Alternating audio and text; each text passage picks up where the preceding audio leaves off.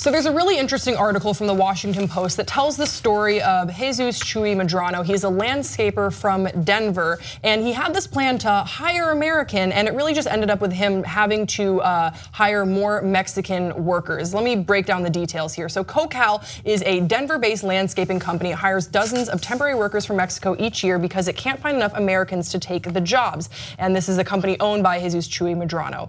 Now, in landscaping, tourism, seafood processing, and other seasonal industries, employers are desperate to find Americans who will stay on the job for the pay they are able to offer. $14 an hour is the starting salary at Medrano's firm. Until now, those industries have leaned heavily on a controversial visa program for seasonal workers called H-2B visas. But Congress has reduced the number of available visas by nearly 30% from 2016, and President Trump's promise to limit legal as well as illegal immigration and protect American workers has Medrano worried. He was once an undocumented worker, so he used to hire a lot of undocumented workers just to sort of pay it forward because it was what happened to him, how he got on his feet when he first came to the United States. But now he sees that the climate is changing in the country. He wanted to hire more American workers, but it didn't really work out. He raised the hourly wage for unskilled laborers to $13.95, 50% more than Colorado's minimum wage. He stopped firing workers for absenteeism, including a foreman who went AWOL during a 2-week drinking binge. He hired more women, allowing mothers to work just the hours their children are in school, as well as high school and college students on summer break.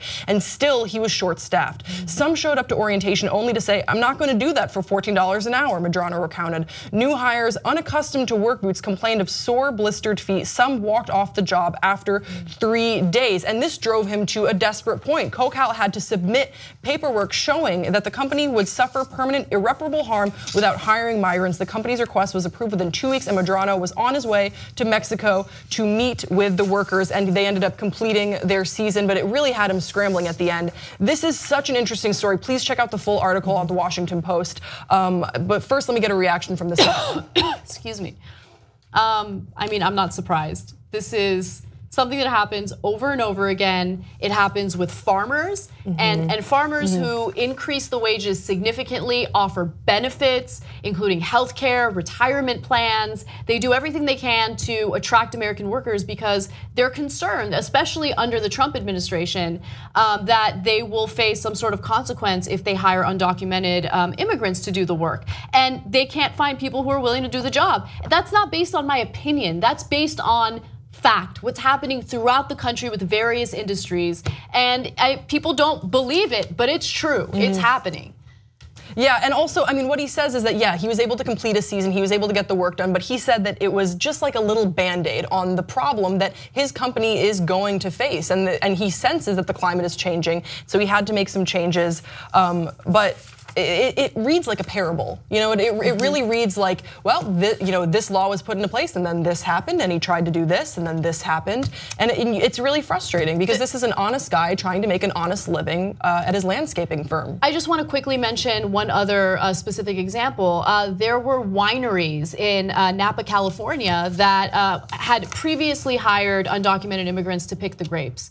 And that's a difficult job. And they decided, okay, we're going to comply with laws and ensure that we hire American workers.